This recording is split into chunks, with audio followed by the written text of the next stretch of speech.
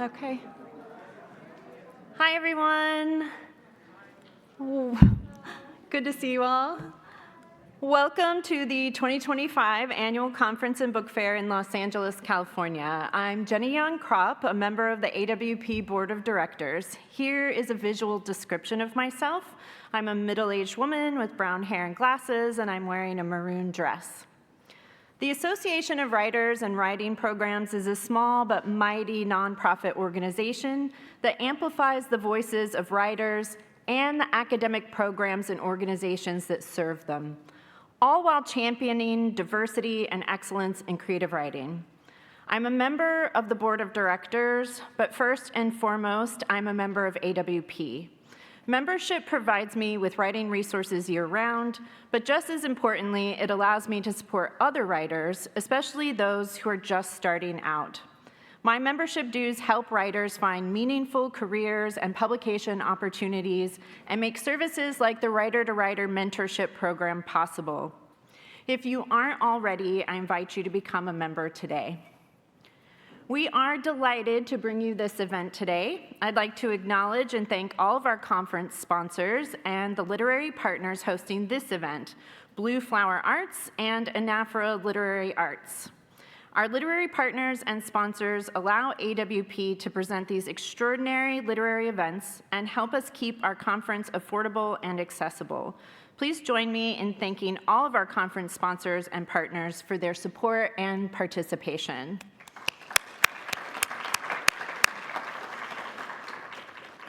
Before we start, some brief housekeeping. Please silence your cell phones. Remember that there's no flash photography allowed during the presentation. Please respect the seats that are marked as reserved for attendees with accessibility needs. And then please give authors about 10 minutes after the presentation to get to the book signing table before approaching them to have your book signed. The book sales are out in the West lobby, and then the signings will be just a little bit further down. That's it for the housekeeping. Thank you. And now it's my great pleasure and honor to welcome Anya Backlund, who will introduce this fantastic event.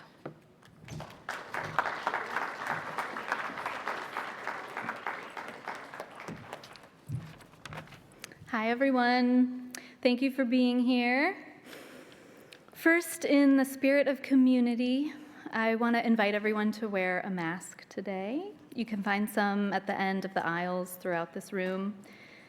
This small act of wearing a mask helps keep this event accessible and safe, and we thank you for helping protect our community by honoring this request. My name is Anya Backlund, and I run Blue Flower Arts. We represent poets and writers for all kinds of speaking engagements around the world. And AWP is always really special for us as a literary partner of the conference because we get to play curator. And when we asked ourselves last summer what conversation we wanted to bring to AWP, the theme that emerged was community. How do we find it? Build it? How do we sustain it?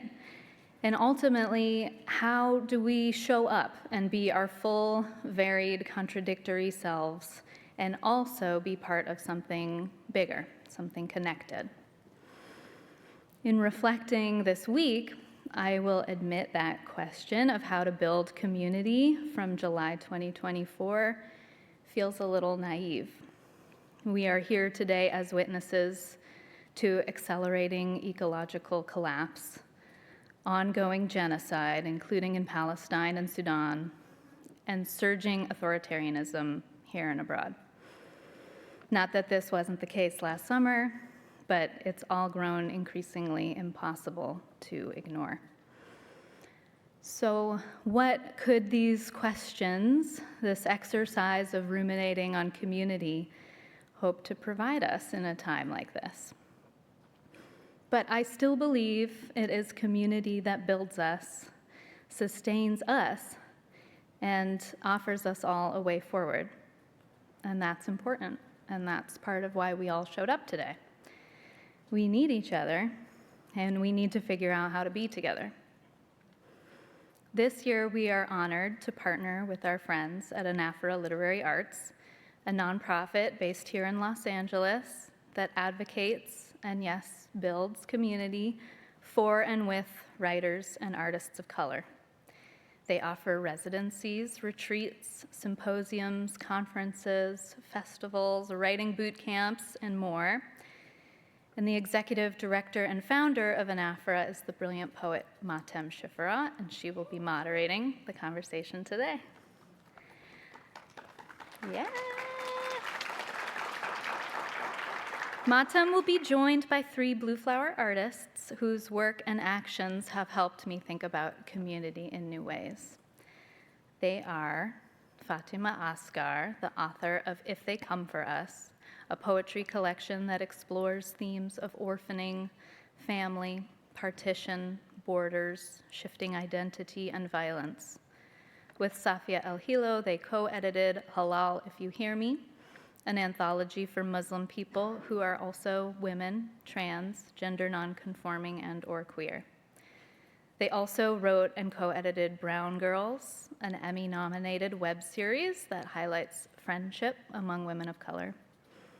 Their debut lyrical novel, When We Were Sisters, explores sisterhood, orphaning, and alternate family building, and was longlisted for the National Book Award, Aspen Word's Literary Prize, and the Center for Fiction's First Novel Prize. Safia Elhillo, who lives here in LA, is the author of the poetry collections The January Children, which received the Sillerman First Book Prize for African Poets and an Arab American Book Award, and Girls That Never Die. She's also the author of the novel in verse Home Is Not a Country, which was longlisted for the National Book Award. Her latest novel in verse, Bright Red Fruit, was a finalist for the Kirkus Prize. Ladan Osman is the author of Exiles of Eden, winner of the Hurston Wright Legacy Award, and The Kitchen Dweller's Testimony, winner of the Sillerman First Book Prize for African Poets. Osman's first short film, Sam Underground, profiles Sam Diaz, a teenage busker who would become the 2020 American Idol. She's the co-director and writer of Son of the Soil, a short documentary on the complicated legacy of Malian Emperor Mansa Musa. Osman's latest film work, The Ascendants, is a music short documentary series streaming now. As I mentioned, Mahtem Shiferraw is our moderator. In addition to being the founder and executive director of Anaphora Literary Arts, she's a writer and visual artist herself as well, and the author of 3 poetry collections. Her first book, Fuchsia, won the Sillerman First Book Prize for African Poets, an honor she shares with Safia and Ladan. Thank you again for being here with us, and please join me in welcoming our wonderful panelists.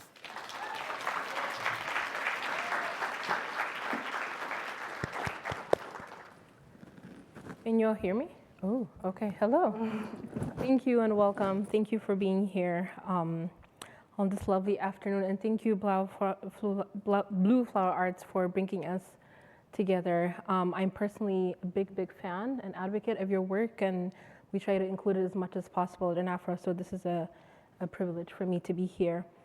To get us started, I'd like to ask each of you to talk about the role of community in your work. How do you continue to bring your collective communities with you? Let's start with you, Ladan. I'm so sorry. I was going to ask, are we reading poems? Yes, intermittently. Yes. So the question was, how do we bring? Yes, how do you continue to bring your collective communities with you?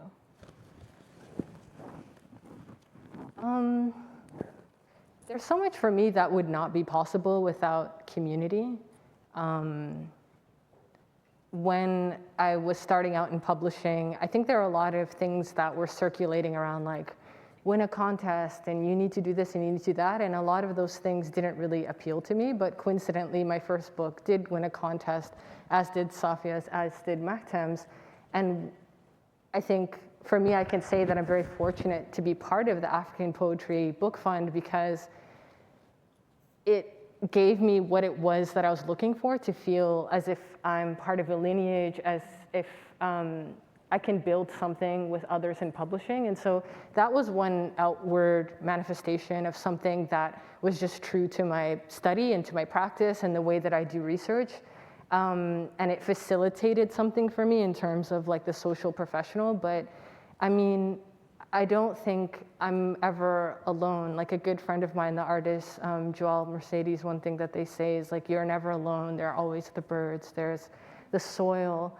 And, you know, besides that, a sense of spirit, a sense of ancestors, all the people that came before, the people that are still coming. And so it's not like, this is kind of melodramatic, but it's really also true that I don't think that there's any, I have not been able to make any movement, and I have no desire to make movement without community that keeps me accountable, that helps me keep nourished. And I also need to enact care and to nourish others and to mentor and to show up for people in ways that I was shown up for, and also ways that I was not shown up for. Like that has been really important to me. So, thank you.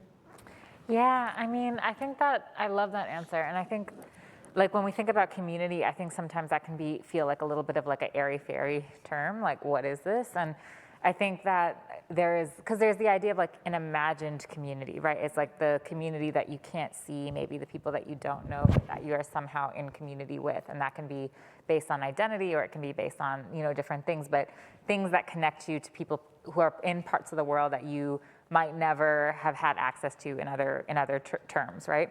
That's like a little bit hard sometimes to like sink into when you're creating art or when you're living your day-to-day life, right?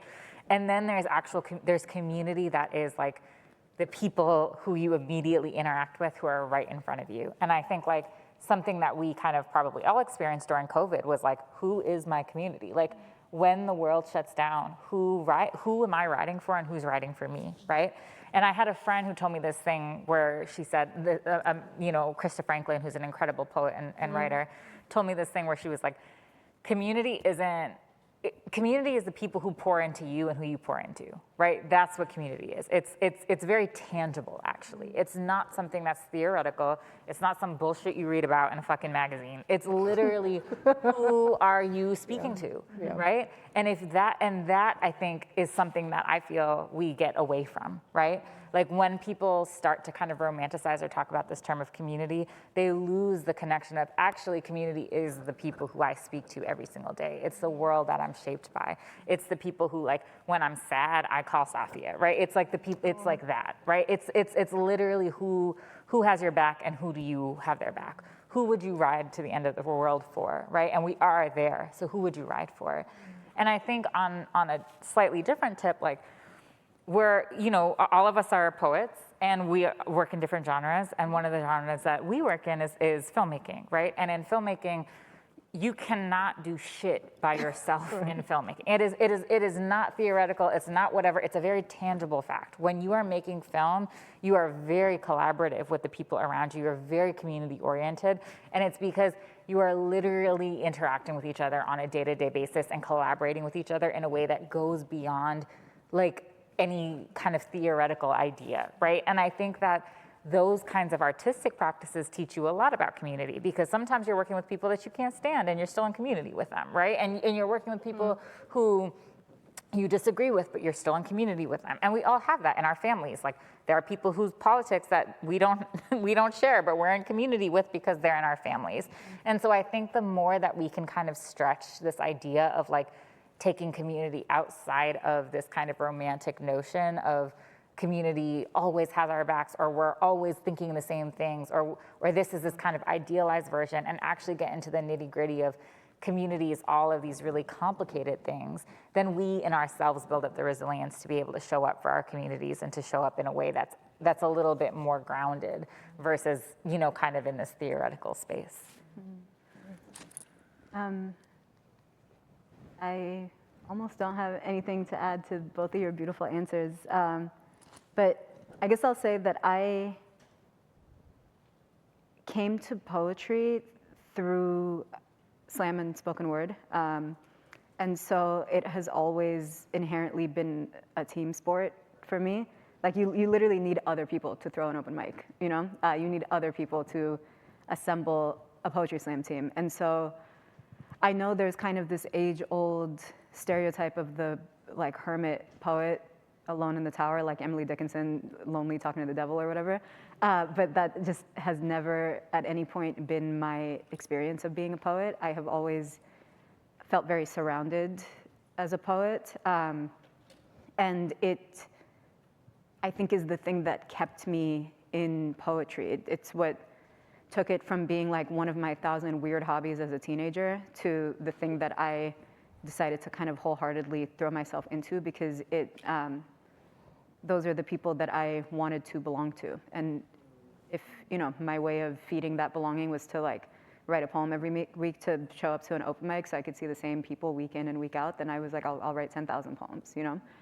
And it has endured since. Everything I know how to do as a poet and everything I know about the world of poetry has literally been taught to me by someone like who I know personally. I first came to the African Poetry Book Fund because I met Ladan at Kaveh Khanum my first year and had never heard of the African Poetry Book Fund before, and was introduced to them by Ladan, and you know, my first book came out through that prize, which I also learned about from you. You know, so my whole life has been shaped by just the care and the attention and the generosity of other people, and but it is a two-way street. You know, I feel very held by kind of that dance, that back and forth of I pour into you, you pour into me, and together we will make this thing work as the world collapses around us. And I feel very lucky to play this sort of team sport, because I think if it had been the other way around,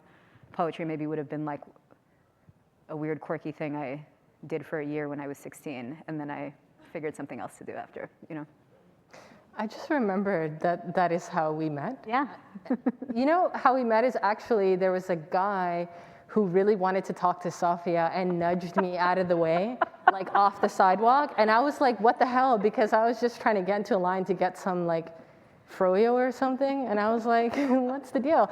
And so she didn't like that and just sort of ignored him and you know, closed space around us. And of course, I instantly was like, oh, this is a sister. So I vividly remember, because I was just like honed in on like a strawberry flavor or something. So ridiculous. I love that. And shout out to the African Poetry Book Fund. I also came through poetry through that. And it's been a reimagining, not just of what community can do, but what it should have been the whole time. So shout out to the Africa Poetry Book Fund. I want to go back to something you both said about you know, redefining our communities. Bringing our communities with us also means a constant reshifting of our own narratives, redefining what it means to belong and not belong. I wonder, have you continued to evolve in your own understanding what belonging is, and how do you show that in your work?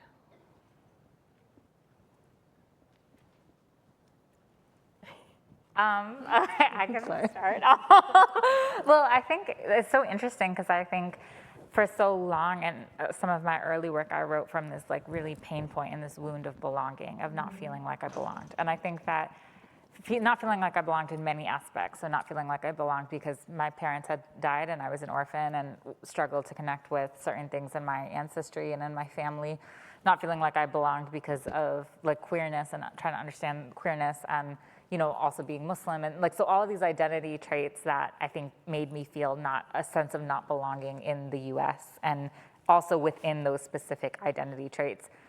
And then I think you know, something I think I'm contending with now is that we're writers and we create narratives. So one of the narratives I had of myself was that I was outside of belonging, and that was where so much of my bed of poetry and my bed of writing lived. And I convinced myself that that was going to be permanent and that was true. And recently I've realized that that's a story and it's actually completely not true. And that belonging exists all the time. And I think that, you know, something that Ocean Vuong wrote, like a line in one of their poems is, loneliness is still time spent with the world. And the thing about belonging is that actually you always belong to the world, even if you are thinking in a single moment that maybe you don't belong to a room. You still belong to the world. And so there has been a kind of tremendous awakening for me in probably the last 5 years around this sense of belonging and around actually if belonging and my not belonging is a story I have, then what are the gaps that I can take to change that story? So some of that has included reconnecting with my ancestral homeland, right? Or one of the ancestral homelands that I have access to. Then it's, reconnecting with certain parts of my family that have been fragmented, reconnecting with certain parts of myself that have been fragmented, which has totally irrevocably changed my life, right? And then a new story is emerging from that. And so that old story that I had was useful, and it was comfort, and it brought me something, and it was so helpful in these moments, and it gave me a lot of poems. And now there's something that's coming from a new bed, from that place of belonging. And I think that that's what's actually so amazing about these concepts is that we're at different relationships to them at any single point in our life. They're not fixed. And I think I do damage to myself, and I think we do damage to ourselves when we consider them to be a fixed site. Safia? What do I even have to add to that? I agree. Yeah, I also think so I grew up in a very insular Sudanese community in DC. And so I, on the one hand, experienced a sort of relentless belonging in my coming of age that was very beautiful in some ways and very stressful in many other ways.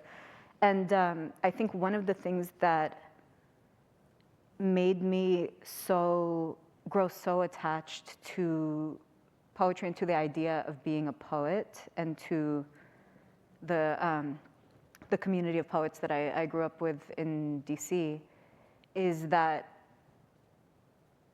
it felt very significant to me at that age to have chosen each other when there weren't necessarily existing frameworks for our belonging. And so it was very exciting and empowering for me to watch that belonging kind of be built from the ground up and be something that we were a little bit making up as we went along. And that it involved like a consistent moment to moment choosing, which was very exciting to me because,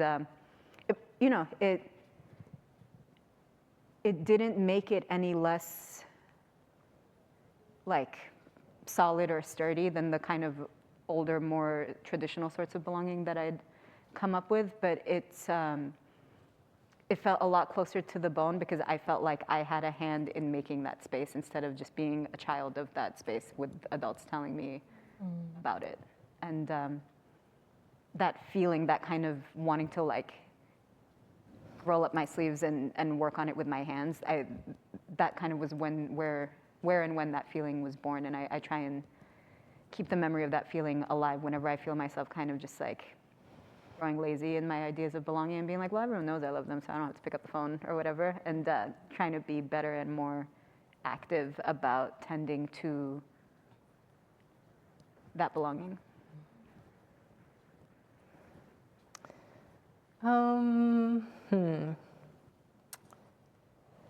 I think sometimes I was writing spells and I was really reaching for an aspect of my future self and for my tribe. Like I was just convinced that everything that wasn't really working for me, I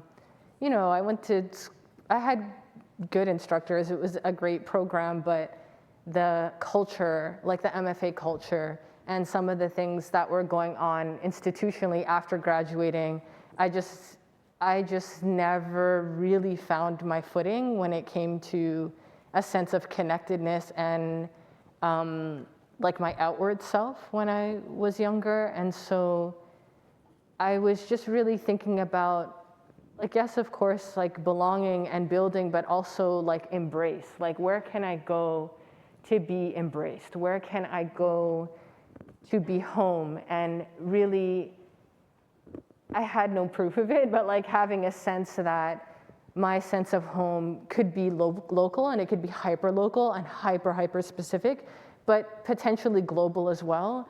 And so I started to really write in a way that was outpacing myself and was at times just like really painful, and I wasn't really sure what was going on. It was like work that was very hard to revise because I was just convinced that there would be people waiting on the other side. And then I think this really difficult thing happened where I had been like pushing against a door, and then it like suddenly opened. I like fell through and just like stumbled into the room. And I think that's something that's not talked about enough. Like when your first book comes out, or maybe you've done 3 books and there's like just like a surge, any surge of attention or receptiveness or embrace, it doesn't matter what size, like who are you in that? Like who are you, in my case, like who am I when I've stumbled into the room? And that was a different idea of loneliness, because where I had started, I mean, I was in school with people and dealing with editors that like would leave written notes and like highlighter, and you know, people had told me, oh, if I saw a poem with your name on it, I would throw it in the garbage without even reading it. And I had been told to like change my name. Because, you know, for some people, it's like a mixy, whatever. You get Ladan Osman, you know, like who it is that they are thinking of, and this sort of like Islamophobic thing that is going on in people's minds. And so I didn't feel in any way outcast. I didn't want to carry that. I didn't feel like that had anything to do with me. And it was just like an aspect of racism, sexism, and all kinds of trouble, like human trouble that I experienced in other places. But when it came to like doing the work, I was really interested in how can I have, like I was thinking of that when writing poems in the first book, like how can I write something that pushes me but could be fun for a translator? Mm-hmm. Like what can I do and imagine myself in all these places that, you know, I never got to go, that I could never afford to go, but maybe my art will take me there. And I feel like setting that intention, and also a lot of it is just good luck. A lot of it is like the work of the book fund and of colleagues and of like readers and of like just good favor.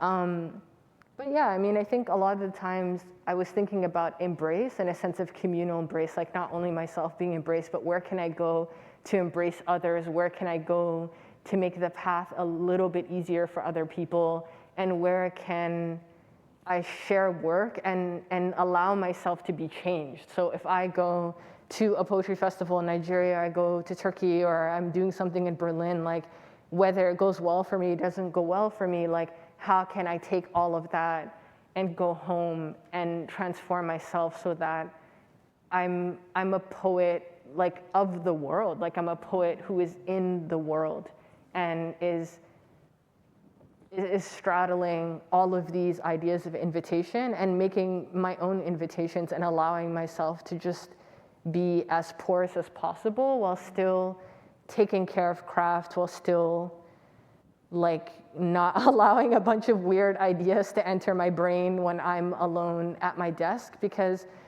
I mean, you have to really think about how much the field has changed. I feel like even between when my first book came out and Safia's came out, which was just within a few years after, I feel like there were some leaps for African women in terms of like imagery and the way that nature was being used. And I was also writing in the faith of that because I knew the sisters that were coming behind me. Why? Because I had seen their drafts, I'd seen their manuscripts, we were emailing each other, I had seen them at a reading at such and such a place. And so there's that element of hope and of time and things sort of just like churning that made a lot really possible as well. Thank you. I'm gonna ask you all to read now, if it's okay. Let's start with you, Safia. Yeah. Should I read all my poems or just one? Just a few. I only have 2. Okay, just one then. Okay. Time limit? Yes, I just have one. Oh, no, I just brought you're one. fine then. You can just read the one. Okay. Okay. So just one, yeah? Yes. Okay.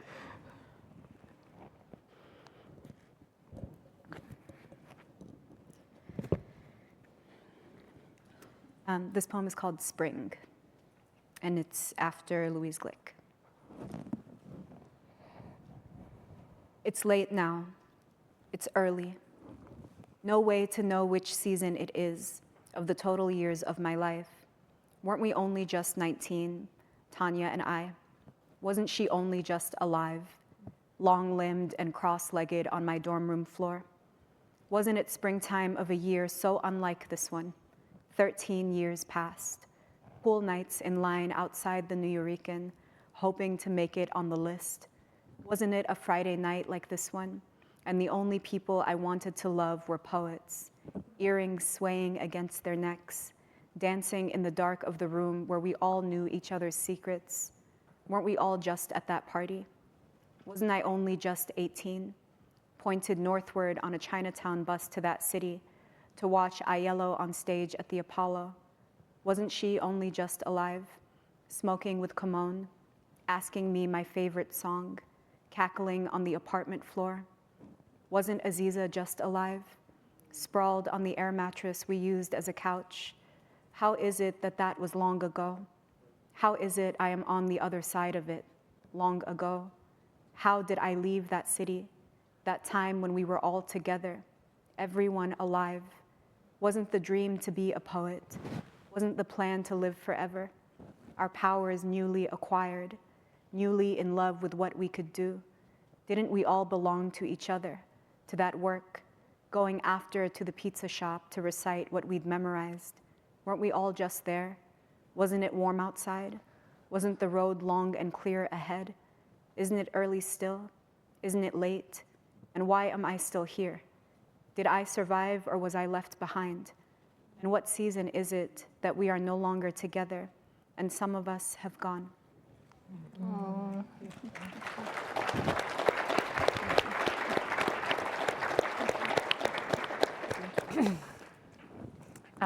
For those of you who don't know, Azadi means freedom.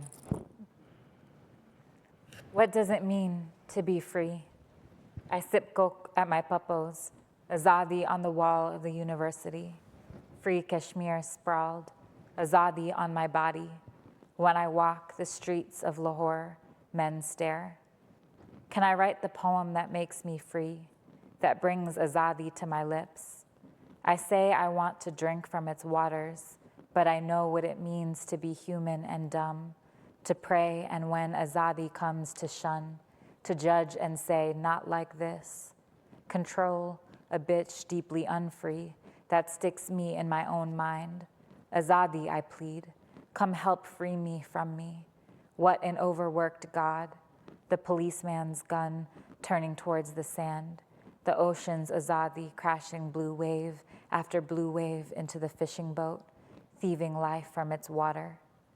Everything is a freedom song. I hear Azadi in the wind and in the flood, in the sparkle of the sun off a child's arm, running, free. It calls to me, and I turn my back when Azadi isn't convenient. In my bed, I dream of a baby with my love's face and my fingers, biologically impossible. Azadi could be a good name for a kid, I muse, us gays dreaming farther into the future than we're allowed.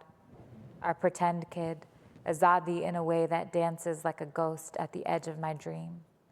I'm a shadow girl, born to someone else's longing. Azadi, please. My grandfather made his boys promise to not return to Kashmir until it's free, our house ours again, and Azadi told in the streets. We've been waiting a long time. Return, our right, they say, maybe. It slips, water, through my fingers. Azadi, what's a dream and what's awake? Everything a maze and another maze. And you, Fatimah, pray away in the poems on your lips to every god. Azadi.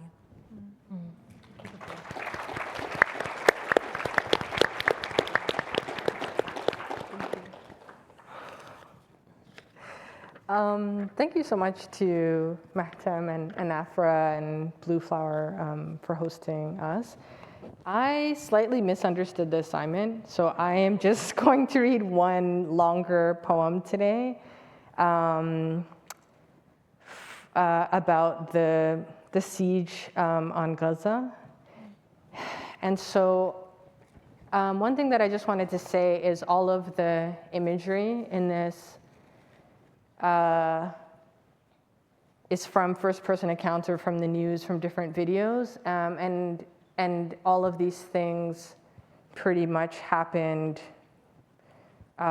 before, of course, I completed this poem, which was in early November, and so all of this carnage happened in less than 3 weeks. Son gets enemy.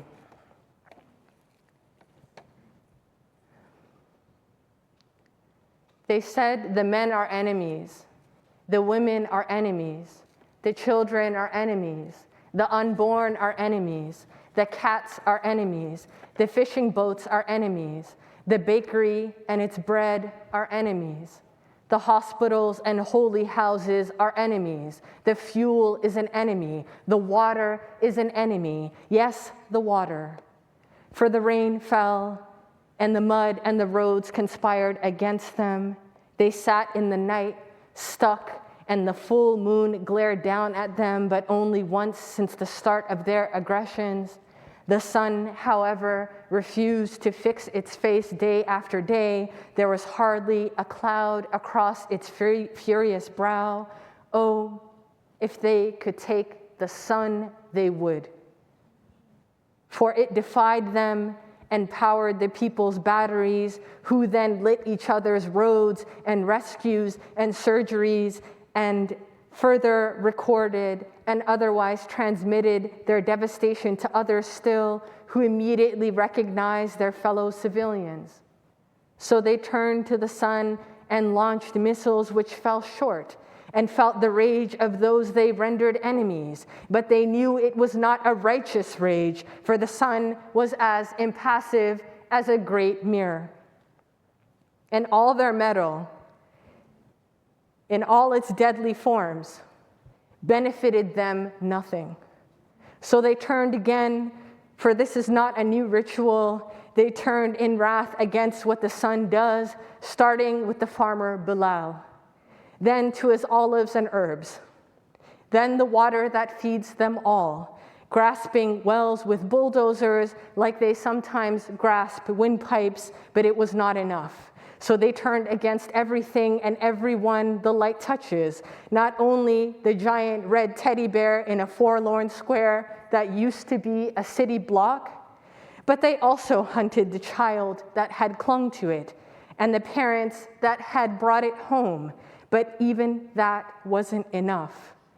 So they waited for the night and removed all power but their own.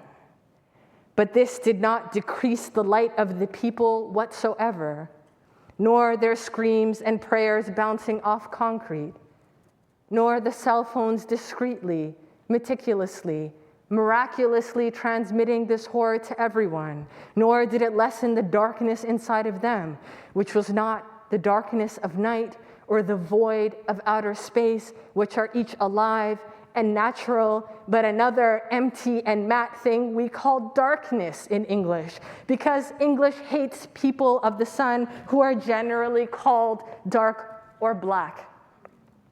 I'm discussing obtuseness here. I'm discussing wickedness.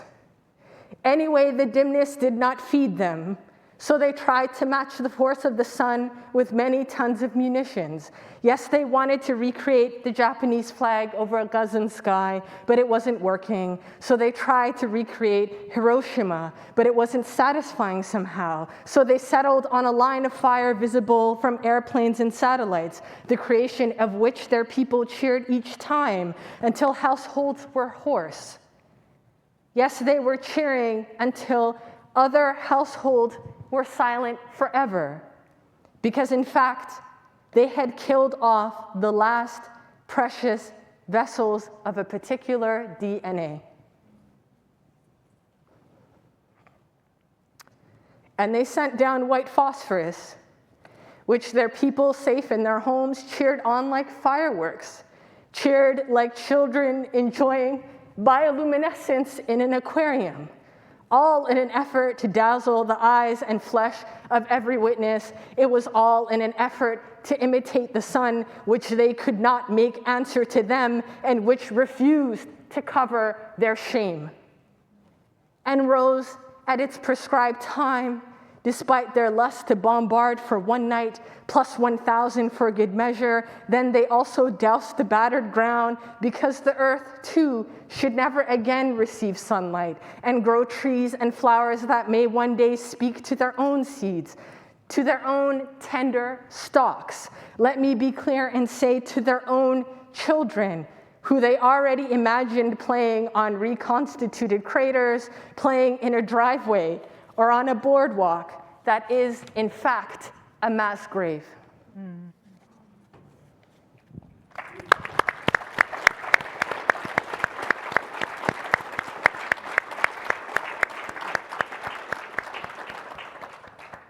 Thank you. Thank you all. This is a good segue to my next question. I wonder if you can talk to us about the relationship between art making and being a witness. So much of art making has to do with the writer's self stepping out of their comfort zone to bear witness to what's happening in our communities, to create public spaces where we can mourn and possibly heal. So I wonder, how do you see this relationship evolving through all the different mediums that you've produced art? Is this something that you do intentionally? Does it require a different kind of tending? And how other writers can continue to do that kind of work as well? I'm thinking a lot these days about how one of the things that, for me at least, sets poetry apart from my other modes of expression, what other modes of expression do I have, like writing an email or whatever? But the role of poetry for me, among other things, is to defamiliarize and to treat the act of looking as being a bit more malleable. So in a poem, often we're looking at something like too closely, or at a slant, or through a crack in the wall, or upside down, or something like that. And I think it makes it so that in the space of a poem, things can be newly startling. And I think we are increasingly growing so desensitized to just absolute horrors because of how relentless the information is, and the visual data. And I think it is so easy to get like statistics fatigue, for example, and make it so that we hear figures quoted about like many hundreds and thousands of dead people, and those numbers abstract into just numbers instead of individual, irreplaceable lives. And in the space of the poem, okay, I guess let me contextualize this with an anecdote, which is when the war in Sudan started 712 days ago. I was here in Los Angeles. I was in my apartment, and I was following my family's trajectory for the next couple of weeks as they fled Khartoum by car and made the long journey to the Egyptian border. My grandmother is in her 80s, and there's nothing at that border. There's not like a rest station or bathrooms or restaurants or anything. And I felt so guilty for the unfairness of my safety. And so as a sort of penance, the agreement I made with myself is that whenever any video, any imagery, any information came across my desk, I had to watch it. No matter how troubling or upsetting or whatever, I had to watch it, because I guess the act of witnessing felt important. But after a couple weeks of that, I stopped having a physical reaction to the videos. The first few times I watched it, I felt like I was going to throw up. My body got hot. I could feel upset. And then it felt very sinister that my systems got used to these horrors, and I could feel kind of like a detached intellectual sort of horror, but my body stopped reacting to the fact of what I was seeing. And we are consuming more information than like any other people throughout human history, just relentlessly. And the space of the poem for me remains one of the last spaces in my life where I can be startled, where it will never be normal in the space of the poem, because like by design, the work of the poem is to understand that nothing is normal. Everything is strange and beautiful and terrible. And so I think it is important to just remain horrified a little bit actively. And I think simultaneously it is important to remain in awe, which I think is something that is also like most easily accessible to me in the space of a poem. But everything feels just more like, I feel it more in a more embodied way when I'm encountering it in the space of a poem. Whereas if I'm like doing my daily doom scroll and I encounter a video and I watch it, the words in my brain are saying, this is bad, this is bad, this is bad, and my blood pressure is unchanged. My body is at rest. And that it really upsets me that my systems have grown so used to the aberrations that we are living through. And so it is important to me to continue to tend to a space where an aberration feels like an aberration, and where the abnormal feels abnormal, because, you know, what hope is there otherwise? And I think a lot about Rifat al-Harir's poem, If I Must Die, and the direct address in that poem, if I must die, you must live. And I think, again, when we think about the way, first of all, the passive voice has been used to talk about Palestinian death the whole time, but to remember that instead of it being, you know, these abstract groupings of numbers or anything, there is literally an I and a you in this poem, a father and a child, and both of those people are dead. And I think it hits me in a fresh wave of grief when I encounter it in the poem, because it's at such close proximity. Now, all of a sudden, those aren't bodies that are all the way over there. I am in that intimate, direct address space in the poem, and I look up, and all of the living beings in that poem, now when I return to the world that I live in, those people are not there anymore. And I am newly horrified by that fact, and it is newly unbearable. And I think, if anything, in order to kind of have that call to action be continuously replenished, it has to remain unbearable for the world to be the way it is, because the moment it becomes bearable is the moment it becomes the norm, is the moment it becomes inevitable, is the moment we become powerless against it. And so I think it is important that poetry can make things unbearable. Thank you.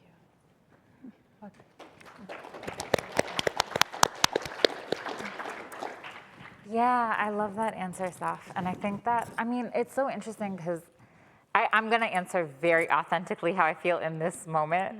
And I know that there's different moments in my life where I felt differently or things, but it's so hard for me to contend with the role of witness when we're seeing what we're seeing and things are unchanged.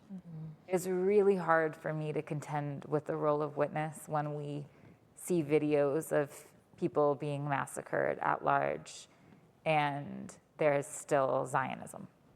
Like, it's very plainly very difficult for me to understand, because we're all witnesses, everyone's a witness, we're seeing it really clearly, it's so fucking obvious, and for it to remain unchanged in people's hearts is beyond my capacity for knowing. And I think that, like, something I've experienced recently was, or like the last 2 months, I literally just landed on Saturday. I was in Pakistan and I was spending a lot of time basically diving into Islamic mysticism and Sufism. And something that I was reminded of is, like, from many of our parts of the world, poetry, it means something different than it does in the West. And I can't even explain it.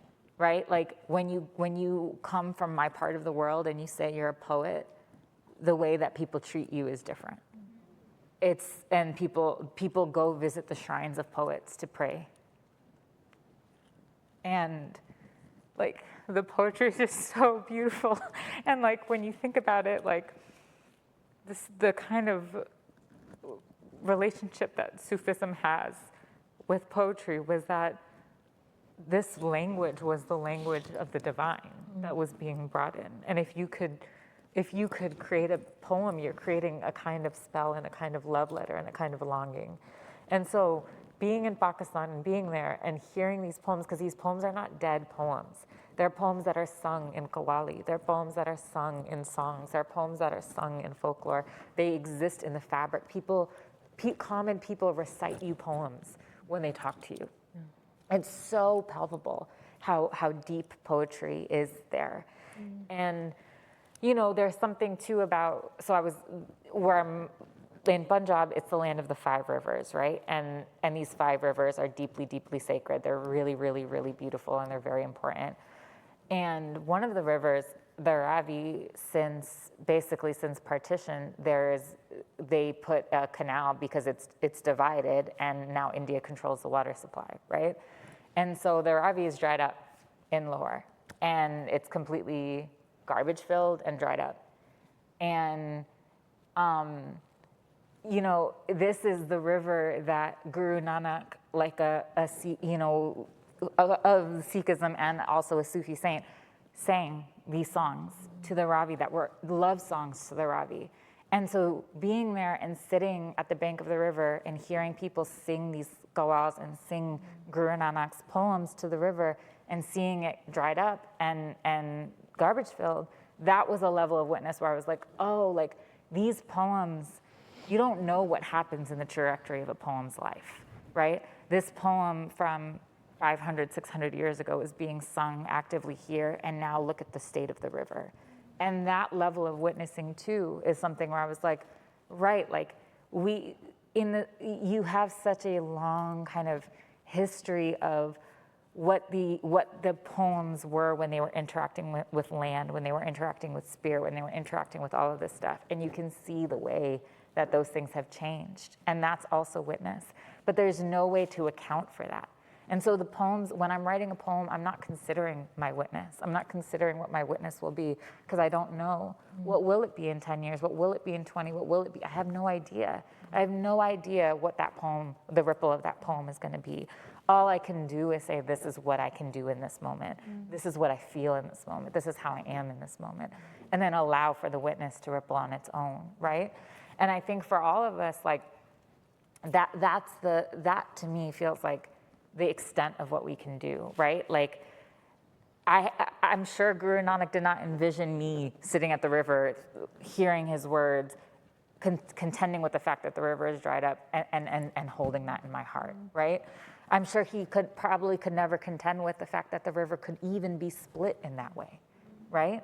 That they would split the river because of a border that some white person drew. Like it was unfathomable. And so thinking about some things around things around witness and stuff, I'm like, I don't know that I have an articulate answer other than the poetry lives, and other than the land lives, and other than the spirit lives, and other than the people live, and that all of these things are connected prayers that are all sitting on top of each other. And you cannot control it except for when it comes. And it's our job as writers to sort of put our pens to that as best as we can. Thank you.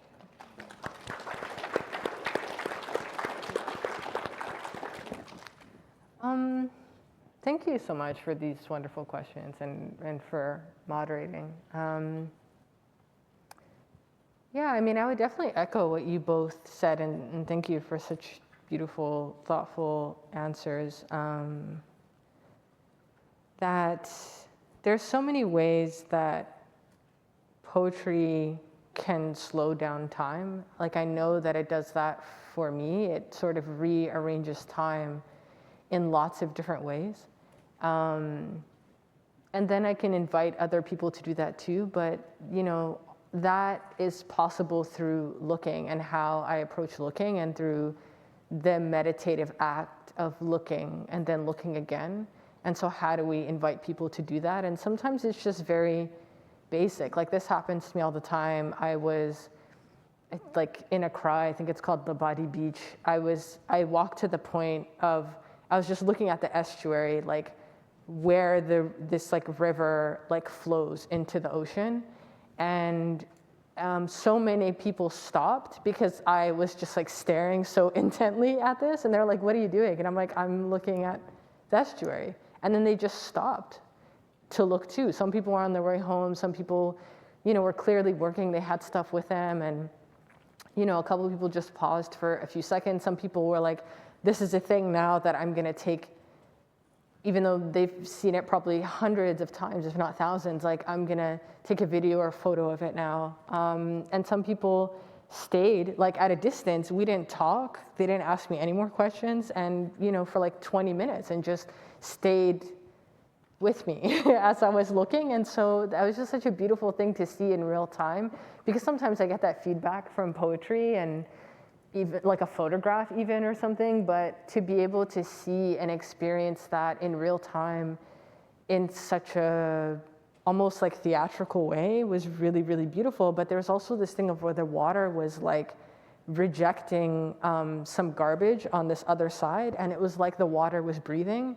And so when I was looking at that on a separate day, people were like, what are you doing? And I'm like, look at what the water is doing. Like the water is rejecting all of this, and it had this sound almost like it was like groaning. It was really, really strange. And so how do we cultivate, like what I took home with me, it's like, how do I cultivate that inside of my work? And the way that I've approached it with poems that I've been writing for the last couple of years, because I do regularly, I mean, why wouldn't I as a Somali person, but I'm also a person in the world. And so I write a lot about conflict, I write about dislocation, and different forms of that. And at some point, like New York was in lockdown, things were so chaotic. Before that, I don't know if anybody else was in New York, there was like all this like violence, like people were just being very freaky and strange, and it was just very clear that something terrible was arriving, even though we weren't clear what it was going to be. And so what I had started doing early in that time was writing poems from the perspective of the sun, because I just felt like I couldn't get any perspective, especially like when it came to conflict. We were seeing these, you know, these different genocides which would play out in the different years, and like mass migration, mass movement, you know, people huddling and like all kinds of things, whether it's a metro, a field, their destroyed home, this repetition. And so I needed that distance to pull away. And I think at first maybe I thought I needed a voice that felt more authoritative, or I thought I was looking for distance, but actually what I was looking for was intimacy, like the intimacy, like everywhere the sun can reach and touch, and what it can do, and how, you know, regardless of, you know, a rotation, it's constancy. I really needed that reassurance. And so that became a much more generous way for me to write and to think. And if I was going to, because I was pushing myself to write more explicitly, if I was going to write explicitly about carnage, how can I still do that with a sense of tenderness? Because I don't want to write a poem about home.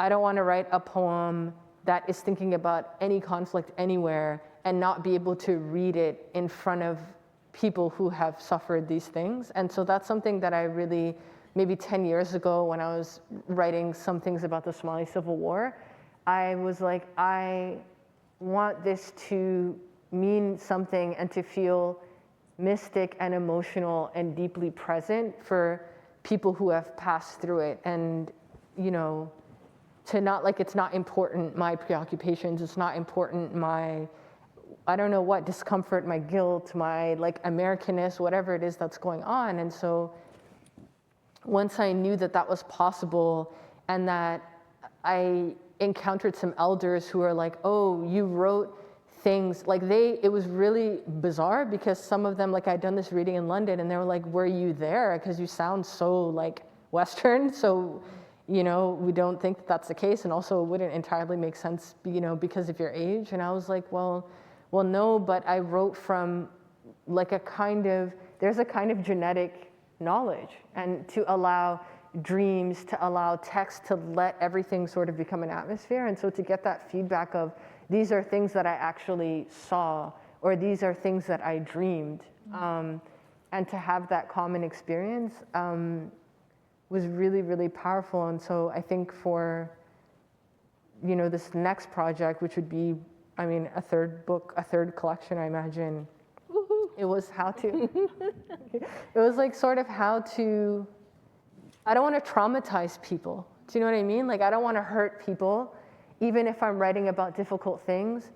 But I think public grief is really important. I think it's really important to have something at home that you can recite to yourself. When you see something in the news, sometimes when I'm writing, I'm thinking about freedom fighters, I'm thinking about civil workers, I'm thinking about people who are in the process of surviving, who are internally displaced somewhere. I'm not writing about refugees, I'm writing for refugees and dislocated people, and really trusting that the work will reach different people and will be translated and sort of move in these different ways. And I think, definitely it's true. Of course, we know, your poems and your works have that sense of responsibility, but just like how to not write about something, but for, and to be in conversation and to allow, again, like ourselves to be porous in this sense of witness, and also to be like really clear that I'm going to get it wrong sometimes, maybe I won't know that for another 10 or 15 years, and maybe I will have gotten it wrong most of the time, but things are too serious, like things are too serious, and there's too much despair to not talk about it and give people space to talk about it and give people space to recite and to cry and to feel rage in a public space, and then to hopefully feel encouraged to make their own art or to do their own craft, like whatever it is in the world, to just resist. Like I don't think I have hardly any poems that don't have some invitation to go be disruptive in them somewhere. So, Thank you. I had one more question, but I think you said it so beautifully. It's the embodiment of the collective and placing ourselves within the poem and allowing room for others, because I think there's a difference between, what we're seeing, what we're witnessing, and the impossibility of going on. Yes, we're bearing witness to these things, but somehow we have to go on. And there's guilt and there's all sorts of things that come with that. But there's also the impossibility of believing that art can make a difference. And I think you all are an example of how art can make a difference, of how you continue to create not just poems, but how you continue to hold your readers accountable because you're holding yourselves accountable. yeah. And it's a great example of that. Are we taking questions? I wasn't sure. We're not taking questions. Like Okay. it makes sense to be changed. Do you know what I mean? Like, I want to be changed. I want to be changed by this era because my heart is alive. And so, you know what I mean? Like, what else is there? Where is there, I'm gonna hide from my own heart? What are we actually doing, What are you gonna tell your future self? What are you gonna tell your children if you have them? Who are you? Who are you when these different things are going on? And we're always gonna be met with this sort of like, oh, this is so depressing and you're so self-righteous. It's just like, well, go to hell. You're already there. You're actually you're already there. I don't even have to tell you to go to hell. Like, so I just think that, you know what I mean? Like, how do we just like allow the heart to be alive and to communicate that it's alive and that it has demands and that we have an obligation to our own hearts as well. Cool. Can I ask you all to end with a reading? I know you don't have. No, yeah. You're good. Do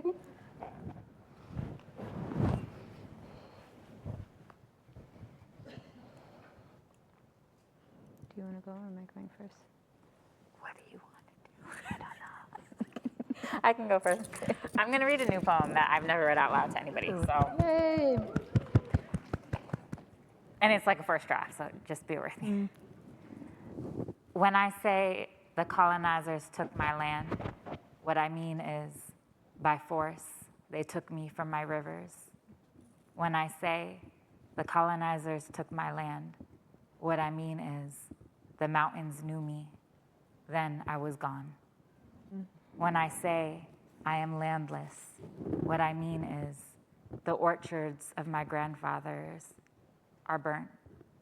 I will never know the sweet taste of their apples.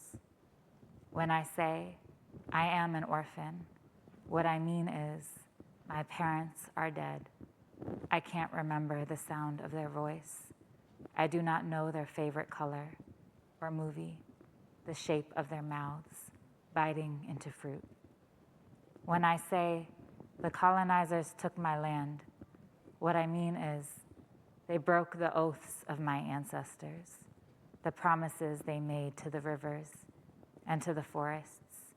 The snakes are dead and in my spine. Oh. When I say orphaning took my land, what I mean is this country runs on who your parents are. Child of. Without a name, no one will call you. Without a name, you are a flower.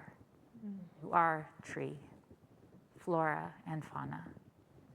When I say I am an orphan, what I mean is they cut me down for their home.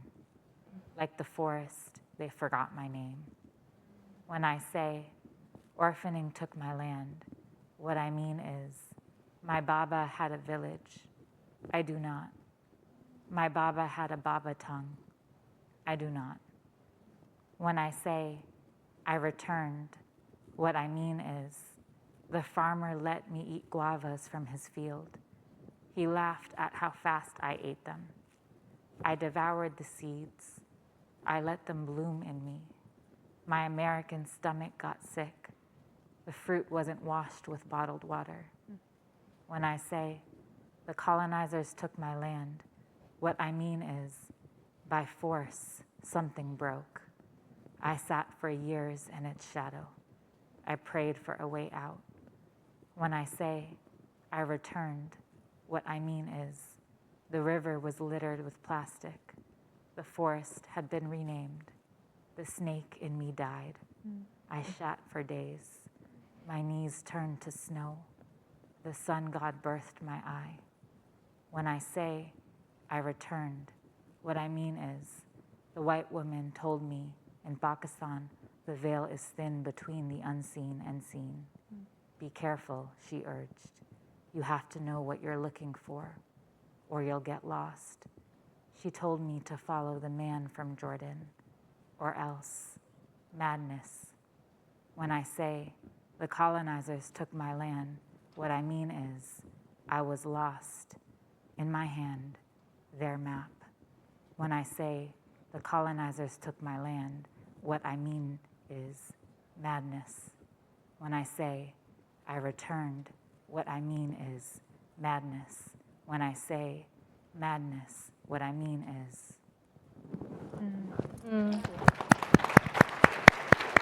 Okay.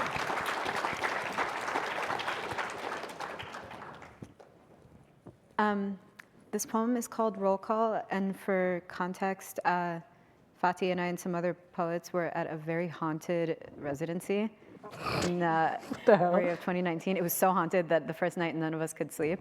And the second day we all convened and we were like, did you sleep or was something messing with you also?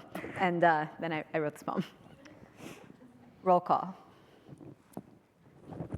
I wake before dawn to the distinct feeling of being watched, eyes soaking me in the dark with their looking. I startle and click alive the little lamp to find, of course, nothing.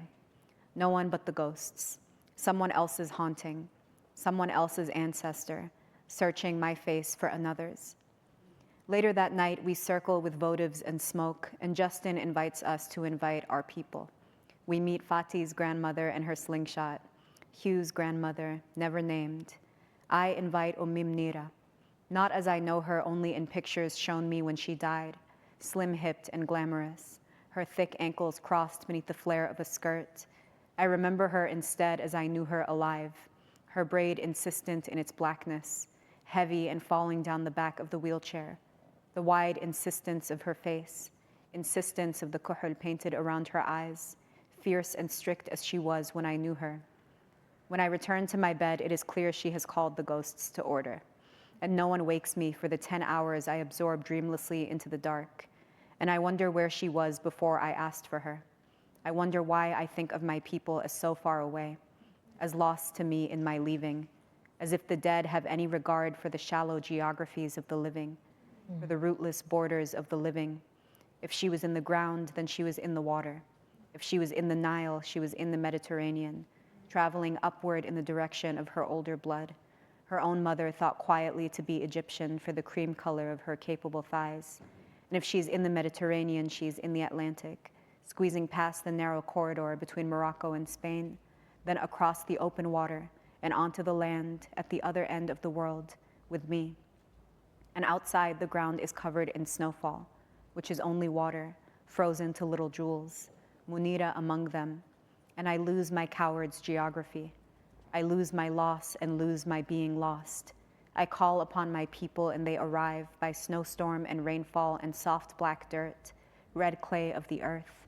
I gather them about me like a country, like something to call myself. I call and am answered and answered and answered. I call to my living and lose my distances. I am back at Selma's wedding and no one is surprised to see me. No one cries. No one mourns the years I missed, the children I don't know, the new graynesses, the sagging of bodies who bathed alongside me in a shared tub when we were small. I am no longer counted among the gone, among the lost cousins scattering the map, promising to come back then never calling. I lose my missed calls. It was not difficult for me to arrive. I stand and clap for the bride and the ghost of her child face fattens her smile. I ululate and am joined by her sisters. We are back in our small bodies and dusty in shorts and old t-shirts, our hair upright and uncombed and sandals slapping our heels as we run in the alleyway catching flies. And among us are all the missing, the boys back from Europe, their mouths full of milk teeth, running easily to join us and pulling on our thick braids of hair. It's morning, and our grandfather is alive and feeding the cooing pigeons, warmed by their guttural articulations, before they flee in a whirring of feathers as we children clatter into the yard, our legs solid and scabbed, all our gaps filled, all our missing filled by the specter of our bodies, our earlier faces frozen as if in amber into time. I study photographs of the cousins. I've been gone for years. I don't know the names for what new countries disjoint us. Some still gather and the gaps are so clear.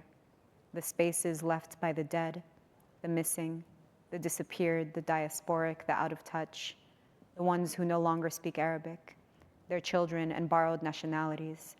And I am back among the gone, trying to be counted among the living. Beautiful.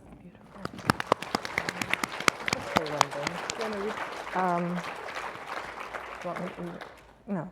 Do we have a short one? Otherwise, we're out of time. I thank you so much for your works. I cannot wait till your new, well, I don't know if you'll give us a collection of poems, each of you, but I hope you do, and I really look forward to them.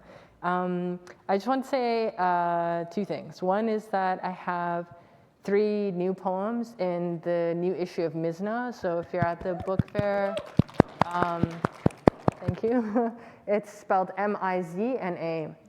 Another thing, I just wanted to thank Anya and Blue Flower again for hosting us and for encouraging people to mask, and also for speaking the word genocide. And I would just, while still remaining gracious to our hosts as much as, makes sense, like I would really encourage AWP to also be as accountable and as forthright and to be as clear. And I'm just really grateful to be, cared for by, such a responsible speakers agency. And so thank you truly for that. Thank you, everyone. I think we'll be outside. Thank you all. Thank you all. Thank you for moderating. You were so good. Yeah.